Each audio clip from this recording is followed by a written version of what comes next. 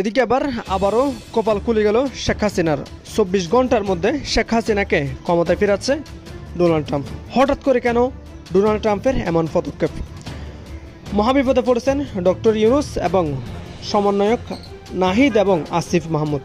দর্শকের সারা দেশে কি ঘটতে চলেছে বিস্তারিত জানতে দেখতে থাকুন। ডক্টর মোহাম্মদ ইউনূস এখন 3 দিক থেকে ফেসে গিয়েছে। 3 দিক থেকে গোল গোল করে ফেসে গিয়েছে। সোজা যুক্তরাষ্ট্র থেকে শেখ হাসিনার জন্য এখন সরাসরি সমর্থন এসছে। শেখ হাসিনা অতি দ্রুত বাংলাদেশে ফিরতেছে এবং অন্তর্বর্তীকালে সরকার ডক্টর ইউনূস তিনিও আপনার পালাই যেতে কি একটা পথ মনকে তিনি অলরেডি খোঁজা শুরু করে দিয়েছে। দেখতে পারবেন তুলসী একবার তাকালেন ডোভালের দিকে, তারপর বললেন আপনি কি চান? শেখ হাসিনা প্রায় সঙ্গে সঙ্গে বলে উঠলেন আমি ফিরতে চাই দেশে। তুলসী এক মুহূর্ত ভাবলেন, তারপর বললেন কবে ফিরতে চান? শেখ হাসিনা মুখ সাথে সাথে বলে উঠলেন যদি বলেন আজ রাতেই ফিরতে হবে দেশে, আমি রাজি। তুলসী আবার শেখ হাসিনার সঙ্গে সাক্ষাৎ করছেন। এটা যদি সত্য হয় তাহলে বাংলাদেশের সরকারের জন্য সেটা আরো বড় বিপদের খবর হতে পারে। যে কোনো সময় বাংলাদেশের মোড় ঘুরে যেতে পারে। ভারত মার্কিন যুক্তরাষ্ট্র যদি মনে করে বাংলাদেশের সেনাবাহিনীকে যদি সময় দেয়, যদি বলে যে 10 মিনিট সময় মোহাম্মদ ইউনূসকে সরিয়ে দিতে হবে, 10 মিনিটে মোহাম্মদ ইউনূসকে সরিয়ে দেওয়া সম্ভব। ইন্টারন্যাশনাল খেলোয়াড় মোহাম্মদ ইউনূস আপনার বিচার হবে কাঠগড়ায় এবং সেখান থেকে সোজা ফাঁসির মঞ্চে। এই প্রথম নোবেল লরিয়েট আমি বলে রেখে দিলাম, আপনারা দর্শক লিখে রাখুন আপনাদের খাতায় আজকে ডেট দিয়ে। এই প্রথম নোবেল লরিয়েট যিনি ফাঁসিতে চড়বেন। আপনার বিরুদ্ধে ভারতবর্ষ এবং আমেরিকা যৌথভাবে আপনার বিরুদ্ধে চক্রান্ত করতে লেগে গেছে। এই চক্রান্তের জাল ছিঁড়ে কিন্তু বেরোনো আপনার খুব মুশকিল। আপনি বাংলাদেশ ছেড়ে কোথাও পালাতে পারবেন না। অন্তর্বর্তীকালীন সরকারের উপদেষ্টা হিসাবে চেয়ারে রয়েছেন জনাব আসিফ মাহমুদ সজীব ভুইয়া এবং জনাব মাহফুজ আলম। তাদেরকে অনতি বিলম্বে পদত্যাগ করতে হবে। তারা যদি পদত্যাগ না করে তাহলে গণ অধিকার পরিষদ অন্যান্য সকল রাজনৈতিক দল এবং বিপ্লবের পক্ষের শক্তিগুলোকে নিয়ে অতি দ্রুত কঠোর কর্মসূচি ঘোষণা করবে। পদ্মা সেতুতে নিয়ে যে ওখান থেকে পদ্মা নদীতে টুস করে ফেলে দেওয়া উচিত। আবার পদ্মা নদীতে দিয়ে 2টা চুবনি দিয়ে উঠাই নেওয়া উচিত, মরে যাতে না যায়। একটু পদ্মা নদীতে 2টা চুবনি দিয়ে সেতুতে তুলে দেওয়া উচিত। আমাকে উনি পদ্মা নদীতে চুবানোর জন্য পরামর্শ দিয়েছেন। 2বার চুবাতে হবে, যেন আবার খেয়াল রাখবে যেন মরে না যায়। দূরত্ব বলে খুব হালকা হয়ে যায় কথাটা, কারণ উনি পাবলিকলি যেভাবে করেন সেটা হলো বিরাট রকমের একটা। আমাকে বলা হয়েছে আমি সুদখোর, বহুবার বলা হয়েছে। গ্রামীণ ব্যাংকের মালিক আমি না। সুদ যদি গ্রহণ করে থাকে সেই গ্রামীণ ব্যাংকের মালিকেরাই গ্রহণ করেছে। গ্রামীণ ব্যাংক থেকে আমাকে যখন বের করে দেওয়া হয় 97% মালিকানা আমাদের সদস্যদের কাছে ছিল। সুদ যদি গ্রহণ করে থাকেন তারাই গ্রহণ করেছে। একটা সময় ছিল যখন তার নাম উচ্চারণ করতেও ভয় পেত কেউ কেউ। একসময় বাংলাদেশে এমন এক সরকার ছিল যারা ভাবতেন ডক্টর মোহাম্মদ ইউনূসের মতো একজন মানুষ নাকি এই বাংলাদেশের জন্য বোঝা। আসসালামু আলাইকুম রহমতুল্লাহ। সবাই কেমন আছেন? আশা করি সবাই অনেক ভালো এবং সুস্থ আছেন। সবাইকে স্বাগতম জানাচ্ছি আমাদের আরেক নতুন ভিডিওতে। প্রতিদিনের মতো আমি রিয়াদ ফারুকী। কি হচ্ছে দেশে, কি ঘটতে যাচ্ছে দেশে? ইতিমধ্যে আপনারা দেখেছেন যে বর্তমানে হঠাৎ করে সারা দেশে শুরু হয়েছে তুমুল অস্থিরতা এবং সারা দেশে রীতিমতো তোলপাড় সৃষ্টি করেছে। আমরা ইতিমধ্যে ভিডিওর শুধু অংশ বিশেষ দেখে বুঝতে পেরেছেন আজকের ভিডিওটা কতটা গুরুত্বপূর্ণ হতে চলেছে। তাই বিষয়টা আর বেশি বিস্তারিত বলবো না, কারণ বিস্তারিত বলতে গেলে ভিডিওটা অনেক লম্বা হয়েছে। আমি সংক্ষেপ করার ক্ষেত্রে আপনাকে মূল আলোচনা নিয়ে যাচ্ছি। তার আগে আপনাকে ছোট্ট একটি অনুরোধ জানাতেছে, যারা আমার ফারুকী অনলাইন ইউটিউব চ্যানেলতে এখনো হচ্ছেন প্লিজ দয়া করে আমার চ্যানেল সাবস্ক্রাইব করে সাথে দেখবেন। আর বেশি কথা না বলে আমরা ভিডিওটা একটু ধারাবাহিকভাবে একটু বিস্তারিত দেখি। কাণ্ড কারখানা চলছে, তাতে এটি সুনিশ্চিত যে আপনার বিদায় নিশ্চিত, এবং সেটি খুব নির্মমভাবে হবে যদি না আপনি এখান থেকে পলায়ন করেন। তবে পলায়ন আপনি করতে পারবেন কিনা সে ব্যাপারেও কিন্তু কোনো গ্যারান্টি নেই, কারণ ইউএস এবং ভারত আপনাকে কোথাও পালাতে দেবে না। আপনি যা করেছেন, আপনি দেশদ্রোহিতা করেছেন এবং আপনি খুনি। আপনার বিচার হবে কাঠগড়ায় এবং সেখান থেকে সোজা ফাঁসির মঞ্চ। এই প্রথম নোবেল লরিয়েট আমি বলে রেখে দিলাম, আপনারা দর্শক লিখে রাখুন আপনাদের খাতায় আজকে ডেট দিয়ে। এই প্রথম নোবেল লরিয়েট যিনি ফাঁসিতে চড়বেন এবং নোবেল কমিটির গায়ে একটা টালির ছিটে পড়বে। দুটো এরকম শান্তির দুটা দূত আছে, একটা হচ্ছে আমেরিকান প্রাক্তন প্রেসিডেন্ট ওবামা আর একটা হচ্ছে ডক্টর ইউনূস। ইন্টারন্যাশনাল খেলোয়াড় মোহাম্মদ ইউনূস তিনি আগাম কোনো বার্তা পান, তিনি আগাম যাতে বুঝতে পারেন যে আমার বিরুদ্ধে এই চক্রান্ত হচ্ছে। কিন্তু আপনার বিরুদ্ধে ভারতবর্ষ এবং আমেরিকা যৌথভাবে আপনার বিরুদ্ধে চক্রান্ত করতে লেগে গেছে। এই চক্রান্তের জাল ছেড়ে কিন্তু বেরোনো আপনার খুব মুশকিল। আপনি বাংলাদেশ ছেড়ে কোথাও পালাতে পারবেন না। বাংলাদেশে ওই যে ফাঁসি মঞ্চ আপনি করেছিলেন না, আপনি আসিফ নজরুল এইসব করেছিলেন না, গিয়ে আবার দড়ি টানাটানি করে দেখে এসেছেন ঠিকঠাক আছে কিনা, তো সেই সব ফাঁসি মঞ্চের আগেই তো টেস্ট করে এসেছেন। এবার সেখানে চলার জন্য তৈরি হয়ে যান, সিট বেল্ট বেঁধে ফেলুন।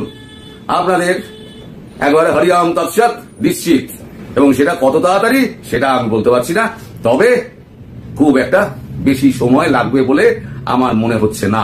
ডক্টর মোহাম্মদ ইউনুস এখন 3 দিক থেকে ফেসে গিয়েছে। প্রথম ভারত, দ্বিতীয় যুক্তরাষ্ট্র, তৃতীয় চায়না। 3 দিক থেকে গোল গোল গোল গোল গোল গোল করে ফেসে গিয়েছে এবং একটা মাকড়সার জালের মধ্যে তিনি এখন ফেসে দাঁড়িয়ে রয়েছে। কিন্তু এই মাকড়সার জালের মধ্যে ফেসে গিয়ে মোহাম্মদ ইউনুস এখন ছটফট ছটফট করছে, অথচ তিনি বুঝতে পারছেন না যে এই মাকড়সার জালে ফেসে যাওয়ার ফলে তিনি এখন যতই ছটফট করুন না কেন, যত বেশি ছটফট করবেন তত বেশি তিনি জড়িয়ে পেঁচিয়ে একেবারে লন্ডভন্ড করে ফেলবেন নিজের টোটাল নামটাকে। দ্বিতীয় খবর, সোজা যুক্তরাষ্ট্র থেকে শেখ হাসিনার জন্য এখন সরাসরি সমর্থন এসছে। অর্থ বুঝতে পারলেন? যুক্তরাষ্ট্রের ভাব ভঙ্গি, তাদের স্টেটমেন্ট, তাদের বক্তব্য থেকে স্পষ্ট এখন তারা বুঝিয়ে দিচ্ছে যে আমরা শেখ হাসিনাকে আমাদের তরফ থেকে, ট্রাম্প প্রশাসনের তরফ থেকে সরাসরি সমর্থন দিচ্ছি।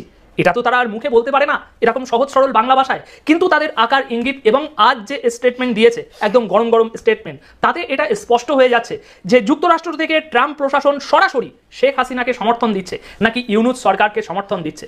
এটা কোনো ওই যুক্তি তর্ক বা মন গড়া কথা নয়, একদম খবরের মাধ্যমে আপনাদের সামনে উপস্থাপন করব। মোদির সাক্ষাৎকার ট্রাম্প পোস্ট করলেন নিজের সমাজ মাধ্যমের পাতায়। মানে বুঝতে পারছেন কেন 3 দিক দিয়ে ঘিরে গিয়েছে বললাম? মোদি সাহেব ভারতে বসে একজন আমেরিকান পডকাস্টারকে ইন্টারভিউ দিয়েছে এবং সেই ইন্টারভিউতে তিনি আমেরিকারও প্রশংসা করেছে, চায়নারও প্রশংসা করেছে। কিন্তু এবার সেই ইন্টারভিউটা ডোনাল্ড ট্রাম্পের কি এসে গিয়েছে? কোথায় ভারত, কোথায় আমেরিকা? কিন্তু তা সত্ত্বেও ডোনাল্ড ট্রাম্প মোদি সাহেবের এই ব্যক্তিগত পডকাস্টটি, সাক্ষাৎকারটি তার নিজের সোশ্যাল মিডিয়ায় তিনি শেয়ার করেছেন। এবার বুঝতে পারছেন কিভাবে 3 দিক দিয়ে ঘিরেছে? বেশি সময় নেব না বিশ্লেষণ করার জন্য, আপনারা নিজেই বিশ্লেষণ করে নিন, আশা করি আপনারা সেটুকু পারবেন। এবার আসি মূল খবরে। যে ভিডিওর শুরুতে সবথেকে বড় যে দাবিটা করেছি যে যুক্তরাষ্ট্রের তরফ থেকে এখন শেখ হাসিনার জন্য সরাসরি সমর্থন এসছে। কি করে? খবরটা দেখুন, কবের খবর, তারিখ এখানে দেখা যাচ্ছে 18ই মার্চ, আজকের খবর এটা। এই খবরে আমরা কি জানতে পাচ্ছি? এই খবরে আমরা জানতে পাচ্ছি যে আমেরিকার আরেকজন কর্মকর্তা, আরেকজন ডোনাল্ড ট্রাম্প প্রশাসনের আরেকজন কর্মকর্তা। কে সেই কর্মকর্তা? সেই কর্মকর্তা হচ্ছে secretary of state Marco Rubio. আজ তিনি আবার বলে দিয়েছে যে বাংলাদেশকে নিয়ে ডোনাল্ড ট্রাম্পের যে দৃষ্টিভঙ্গি, সেই একই দৃষ্টিভঙ্গি সেক্রেটারি অফ স্টেট মার্কো রুবিওরও। মানে ব্যাপারটা কি বুঝলেন? গত পরশুদিন তুলসী গ্যাবার্ট ভারতে আসলো, গতকাল তুলসী গ্যাবার্ট সরাসরি বলল যে বাংলাদেশে এরকম চরমপন্থার উত্থান হচ্ছে, মার্কিন প্রশাসন এই চরমপন্থাকে দমন করতে একেবারে এক পায়ে খাড়া। এই বক্তব্যটা দিয়ে তিনি যুক্তরাষ্ট্রে চলে গেলেন। মাঝরাতে ইউনুস প্রশাসন উঠে এসে, ওই জামাত শিবিরের ভয়ে ইউনুস প্রশাসন উঠে এসে যুক্তরাষ্ট্রের তুলসী গ্যাবার্টের বক্তব্যের বিরোধিতা করলো। মাঝরাতে এই বিরোধিতা করাতে দুপুর হতে না হতেই আমেরিকার দিক থেকে আবার বক্তব্য চলে আসলো। এইটা দেখুন না, হিন্দুস্তান টাইমসের যে বাংলা, সেই বাংলা এটা কভার করেছে। লেখা হচ্ছে ট্রাম্পের দৃষ্টিভঙ্গি অনুসরণ করেনটা আমি জুড়ে দিচ্ছি, ট্রাম্পের দৃষ্টিভঙ্গি অনুসরণ বাংলাদেশি সংখ্যালঘু ইস্যুতে বলল মার্কিন বিদেশ দপ্তর। বাংলাদেশি সংখ্যালঘুদের ওপর হামলা ইস্যুতে ট্রাম্পের দৃষ্টিভঙ্গি অনুসরণ করেন secretary of state Marco Rubio, এমনটাই জানালেন মার্কিন স্টেট ডিপার্টমেন্টের মুখপাত্র টমি ব্রুস। বোঝা গেল এবার? মানে মধ্যরাতে যেই না ইউনুস সাহেব একটা বক্তব্য দিল যে যুক্তরাষ্ট্রের এই বক্তব্য আমরা সমর্থন করি না, অমনি তার পরবর্তী বক্তব্য চলে আসলো যে ডোনাল্ড ট্রাম্প দীপাবলিতে তোমাকে নিয়ে যে চিঠিটা লিখেছিল, সোশ্যাল মিডিয়াতে যে পোস্টটা দিয়েছিল, সেই বক্তব্যই সমর্থন করে যুক্তরাষ্ট্র প্রশাসনের আরও একজন কর্মকর্তা secretary of state Marco Rubio. তার মানে বোঝা যাচ্ছে যে এক শেখ হাসিনাকে সমর্থন দিতে যুক্তরাষ্ট্র এখন কতটা মরিয়া হয়ে আছে। এক কথায় যদি বলতে চাই তাহলে ওই একই বিষয়, ইউনুস সাহেব এখন 3-4 দিক থেকে ফেসে গিয়েছে এই মাকড়সার জালে, এবং যতই তিনি নাড়াচাড়া করবে, লাফালাফি করবে, তত বেশি করে ফাঁসবে। এবং শেখ হাসিনার জন্য সমর্থন, এই ইউনুস সরকার এখন দেশের মানুষকে যে বিভ্রান্তিতে ফেলে দিয়েছে যে কোনো সমর্থন নেই, আমাদের এই ইউনুস প্রশাসনের সমর্থন সারা বিশ্বে, সেটা সম্পূর্ণ ভুয়া একটা ব্যাপার। বিশেষ করে যুক্তরাষ্ট্রের দিক থেকে শেখ হাসিনার সমর্থন যুক্তরাষ্ট্র, ভারত, রাশিয়া সহ এবার চীন থেকেও আসতে শুরু করবে। তার ব্যবস্থা করবে ভারত সরকার, মোদী সরকার। সারা বিশ্বের মোড়ল যারা যদি মনে করে, ভারত, মার্কিন যুক্তরাষ্ট্র যদি মনে করে, বাংলাদেশের সেনাবাহিনীকে যদি সময় দেয়, যদি বলে যে 10 মিনিট সময় মোহাম্মদ ইউনুসকে সরিয়ে দিতে হবে, 10 মিনিটে মোহাম্মদ ইউনুসকে সরিয়ে দেওয়া সম্ভব। কারণ আমি বিশ্বাস করি না যে বিশ্ব আসবে, ধেয়ে আসবে বাংলাদেশের দিকে, আর এই মোহাম্মদ ইউনূসের জন্য বাংলাদেশের সামরিক বাহিনী, সশস্ত্র বাহিনী বিশ্বের দিকে তাক করে থাকবে, কিংবা বিশ্বের দিকে বিশ্ব বৈশ্বিক সামরিক বাহিনীকে মোকাবেলা করার জন্য রেডি থাকবে, এটি বিশ্বাস করি না। আমি আজকে আর এক বক্তব্যে একটা কথা বলেছিলাম যে বাংলাদেশে যে অবস্থা চলছে, এতে করে ইরাকের মতো 2003 সালে সন্ত্রাসবাদের অভিযোগে মার্কিন যুক্তরাষ্ট্রের নেতৃত্বে বহুজাতিক যে একটা হামলা হয়েছিল, সেরকম পরিস্থিতি কি বাংলাদেশে ঘটবে? আসার কথা হচ্ছে যে সেরকম পরিস্থিতি বাংলাদেশে ঘটবে না, কারণ ইরাকের প্রেক্ষাপট আর বাংলাদেশের প্রেক্ষাপট সম্পূর্ণ ভিন্ন। কারণ ইরাকে সেই সময়ের রাষ্ট্রপ্রধান বা সরকার প্রধান যিনি ছিলেন, তিনি প্রায় 2 দশকের বেশি সময় দায়িত্বে ছিলেন। এই 2 দশকের দায়িত্বে থাকা একজন মানুষ খুব স্বাভাবিকভাবেই কেউ যদি তাকে হুমকি দেয়, প্রতিরোধ করে, তিনিও পাল্টা প্রতিরোধ করবেন। সাদ্দাম হোসেনকে 48 ঘন্টা সময় দিয়েছিল ইন্দো মার্কিন বাহিনী। সাদ্দাম হোসেন সেই সময়কে মাথায় নেননি, তিনি প্রতিরোধ গড়ে তুলেছিলেন, যার কারণে ইন্দো মার্কিন বাহিনী, বহুজাতিক বাহিনী, আরো বিভিন্ন দেশের সম্মিলিত বাহিনী ইরাকে হামলা করেছিল। কিন্তু বাংলাদেশে কি তেমনটা ঘটবে? বাংলাদেশে তেমনটা ঘটবার কোনো কারণ নেই। পাকিস্তানে ঘটতে পারে, পাকিস্তান সেনাবাহিনী বৈশ্বিক বাহিনীকে প্রতিরোধ করতে পারে, কিন্তু বাংলাদেশে সেটি হবে না। কারণ বাংলাদেশে বর্তমানে যে একটি সরকার, এটি হঠাৎ রাতারাতি আসা সরকার, এটি রাতারাতি বিদায় নেবে। কি বলবো, এটি তো একটা হঠাৎ সরকার, কিন্তু বাংলাদেশের একটা নির্বাচিত সরকার ছিল 5 আগস্ট সময়কাল পর্যন্ত, শেখ হাসিনার সরকার, আওয়ামী লীগ সরকার। সেই সরকারটি মাত্র, এখনো পর্যন্ত কথিত আছে যে মাত্র 45 মিনিটের সময় দেওয়া হয়েছিল তৎকালীন প্রধানমন্ত্রী শেখ হাসিনাকে। 45 মিনিটের মধ্যে তাকে গুছিয়ে দেশ ছেড়ে নিরাপদ আশ্রয়ে চলে যেতে হয়েছে। সেই জায়গায় মোহাম্মদ ইউনূসের সরকারের জন্য 10 মিনিট যথেষ্ট। মোহাম্মদ ইউনূসকে রক্ষা করতে, সুরক্ষা দিতে বাংলাদেশের সশস্ত্র বাহিনী নিশ্চয়ই বৈশ্বিক বাহিনীর দিকে ধাবিত হবে না। আমি বলছি না যে তেমনটা ঘটবে, যুদ্ধ বাড়বে, এ হবে সে হবে।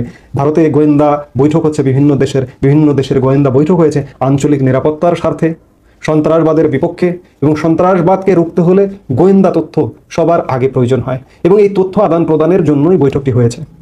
সেখান থেকে যদি সিদ্ধান্ত হয় যে এই অঞ্চলে, দক্ষিণ পূর্ব এশিয়ায় সন্ত্রাসবাদ রুখতে প্রয়োজনে রুখে দিতে হবে যে কোনো মূল্যে এই দেশগুলোকে।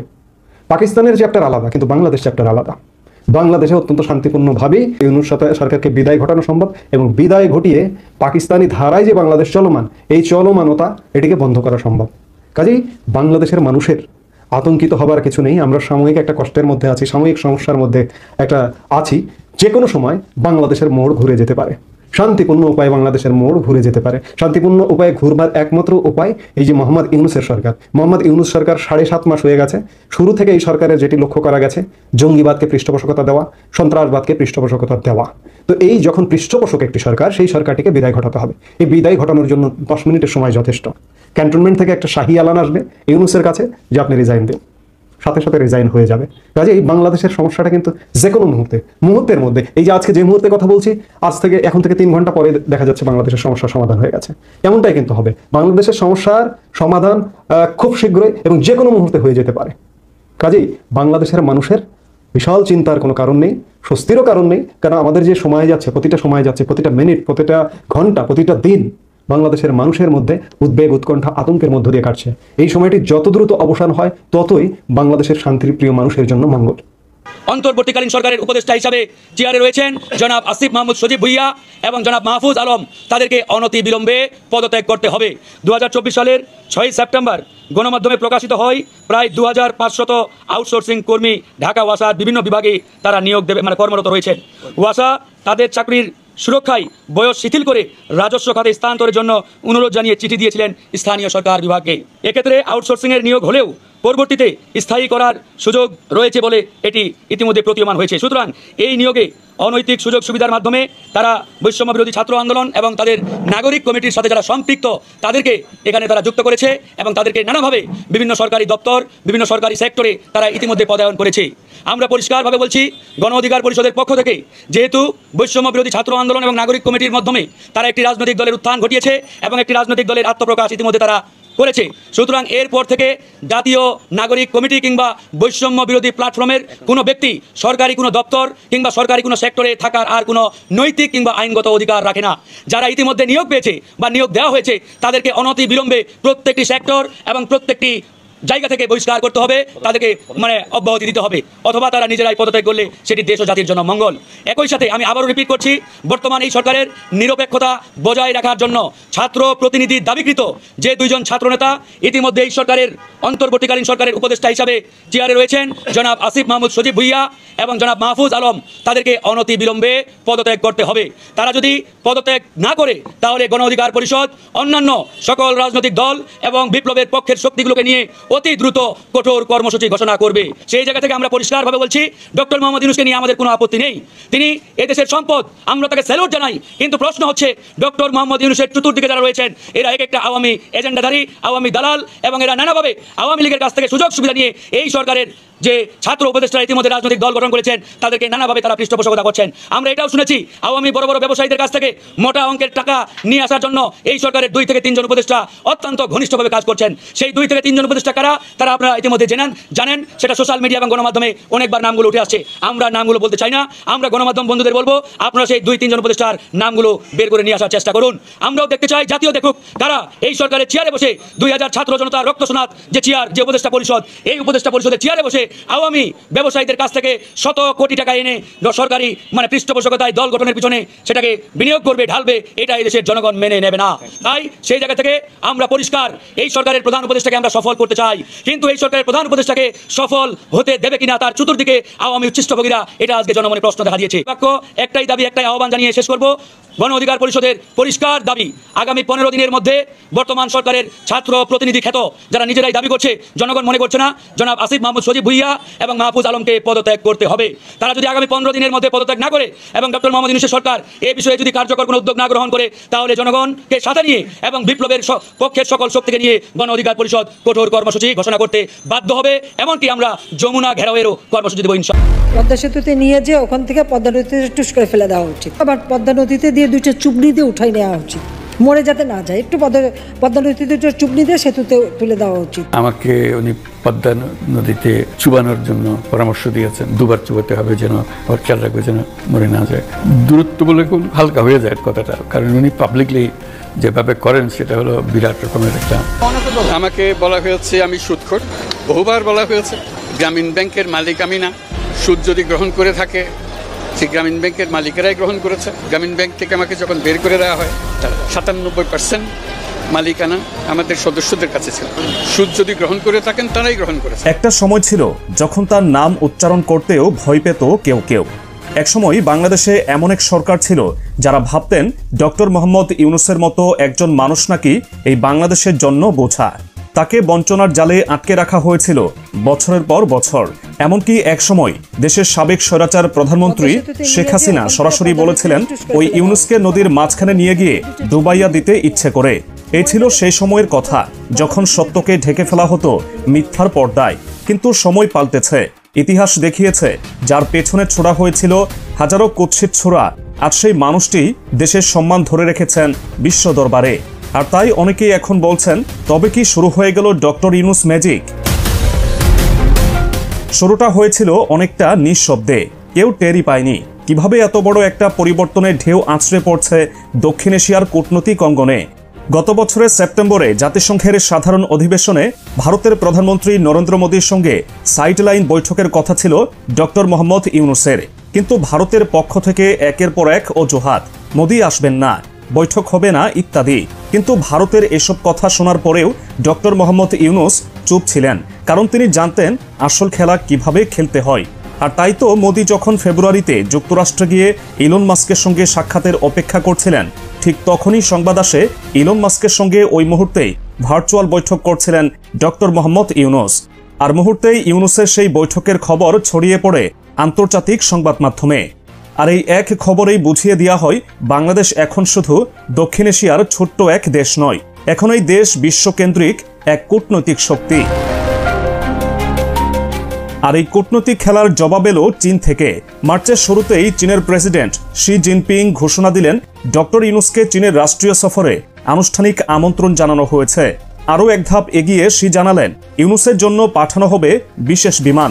শুধু চীন নয়, জাপানও তাদের দরজা খুলে দিল। মে মাসে জাপানে ইউনূসের সফর চূড়ান্ত, এরপর সৌদি আরব থেকেও এসেছে অফার। জুন মাসে সম্ভাব্য সফরের কথা শোনা যাচ্ছে। এগুলো কোনো কাকতালীয় ঘটনা নয়, বরং এই সফরগুলো দেখিয়ে দিল ইউনূস এখন আর শুধু বাংলাদেশের কোনো ব্যক্তিত্ব নন, তিনি দক্ষিণ এশিয়ার নতুন নেতা। এমন একজন যিনি 7 মাসেই মোদির মতো নেতাদের চেয়ে অনেক এগিয়ে গেছেন। একসময় যাকে পদ্মা নদীতে চোবানোর হুমকি দেওয়া হয়েছিল, সেই মানুষটি এখন বিশ্ব নেতাদের মধ্যমণি। মাত্র 7 মাসে এমন কিছু হয়েছে যা বিগত 15 বছরে কেউ কল্পনাও করতে পারেনি। হাসিনা সরকার যে ক্ষতি করে গিয়েছিল, সেই ধ্বংসস্তূপের উপর দাঁড়িয়ে এক নতুন বাংলাদেশ গড়ছেন ডক্টর মোহাম্মদ ইউনূস। দেশের অর্থনীতির দিকে তাকালেই বোঝা যায় এই ম্যাজিকের আসল চিত্র। ৬২,০০০ কোটি টাকা ঋণ পরিশোধ করা হয়েছে গত 6 মাসে। দেশি বিদেশি ঋণের এই বিশাল পরিমাণ অর্থ ফেরত দেওয়া শুধু বাংলাদেশের আর্থিক মর্যাদা নয়, বিশ্ব অর্থনীতিতেও বাংলাদেশের অবস্থানকে নতুন করে চিনিয়েছে। আর রেমিটেন্স আগের তুলনায় $4 বিলিয়ন বেশি। এখন সেই সংখ্যা দাঁড়িয়েছে 18.49 বিলিয়ন মার্কিন ডলার। ভাবুন একবার, এই অর্থনীতি হাসিনার রেখে যাওয়া সেই ভঙ্গুর অর্থনীতি নয়।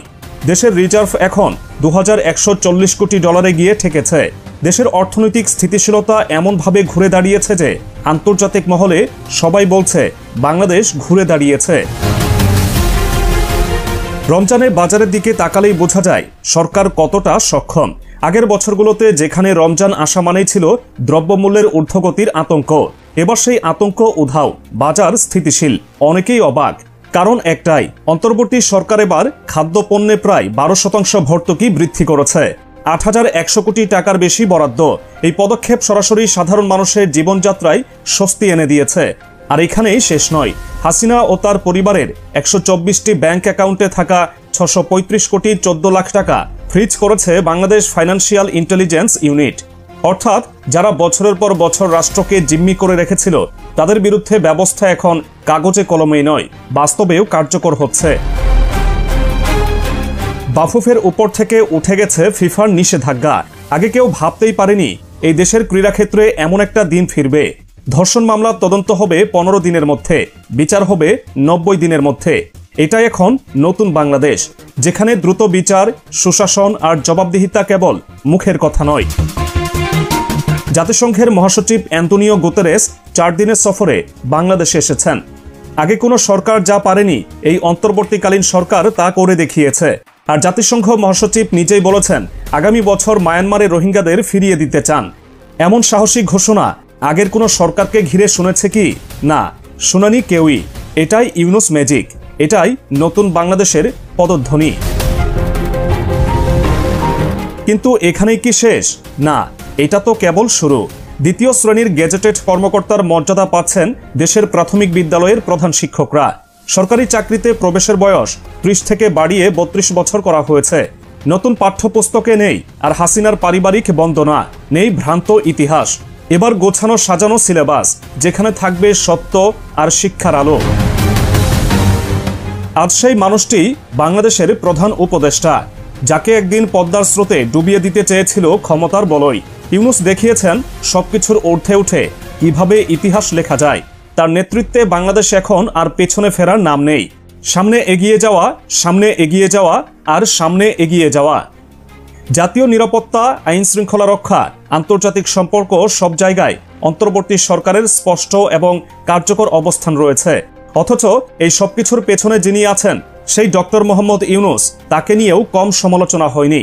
কিছু মানুষ রয়েছে যারা সুযোগ পেলেই তাকে শুলে চড়াতে চায়, অথচ একই মানুষটা আজ দেশের জন্য অসম্ভবকে সম্ভব করছেন। আমরা প্রায়ই বলি এই সরকার কিছুই করেনি, অথচ গত 7 মাসে 2 শতাধিক আন্দোলন সামলে বিভিন্ন শ্রেণী পেশার মানুষের মাঝে বিশ্বাস তৈরি করে আরেকটি তীব্র বৈষম্যপীড়িত জাতিকে নিয়ে কাজ করছেন এই মানুষটি। তার বিরুদ্ধে যতই বিদ্বেষ ছড়ানো হোক না কেন, এই কাজের জন্য জাতি আজ কৃতজ্ঞ। এছাড়াও এই অন্তর্বর্তীকালীন সরকার দেশের স্বাস্থ্য, শিক্ষা, খাদ্য নিরাপত্তা থেকে শুরু করে প্রতিটি খাতে যেভাবে সংস্কার করছে, তা আগে কোনো সরকার করতে পারেনি। আর এই সমস্ত পরিবর্তনের পেছনে রয়েছে ডক্টর ইউনূসের স্বপ্ন, তার নিষ্ঠা, তার দেশপ্রেম। আপনি তার মতামতের সঙ্গে একমত নাও হতে পারেন, কিন্তু এই সময়ের বাংলাদেশে তার অবদান অস্বীকার করা অসম্ভব। এটাই কি তবে ইউনূস ম্যাজিক? 7 মাসে তিনি যা করেছেন তা তো কোনো জাদুকাঠি ছোঁয়া ছাড়া সম্ভব নয় বলেই মনে হচ্ছে। যারা আগে তাকে পদ্মা নদীতে চোবানি দিতে চেয়েছিল, আজ তারা হয়তো লজ্জায় মুখ লুকাচ্ছে। দক্ষিণ এশিয়ায় নতুন নেতৃত্বের নাম এখন প্রফেসর ডক্টর মোহাম্মদ ইউনূস। খেলা তো আসলে এখন শুরু। তো প্রিয় দর্শক, ইতিমধ্যে আপনারা সবাই দেখেছেন, ভিডিওটি দেখে আপনার মতামত অবশ্যই কমেন্ট করে জানাবেন। আমরা চেষ্টা করি সারা দেশে যে পরিস্থিতি চলতেছে তারই ধারাবাহিকতা যে ভিডিওগুলো সামাজিক যোগাযোগ মাধ্যম আমরা পাই সেগুলো আপনার মাঝে বিভিন্নভাবে তুলে ধরার চেষ্টা করি। এখানে আমাদের ব্যক্তিগত কোনো মতামত নাই। অবশ্যই ভালো লাগবে, অবশ্যই শেয়ার করে দেবেন। চ্যানেল নতুন থাকলে চ্যানেল সাবস্ক্রাইব করে সাথে থাকবে। এরকম ফান চলা করতে সবার আগে পেতে। ধন্যবাদ সবাইকে। আল্লাহ হাফিজ।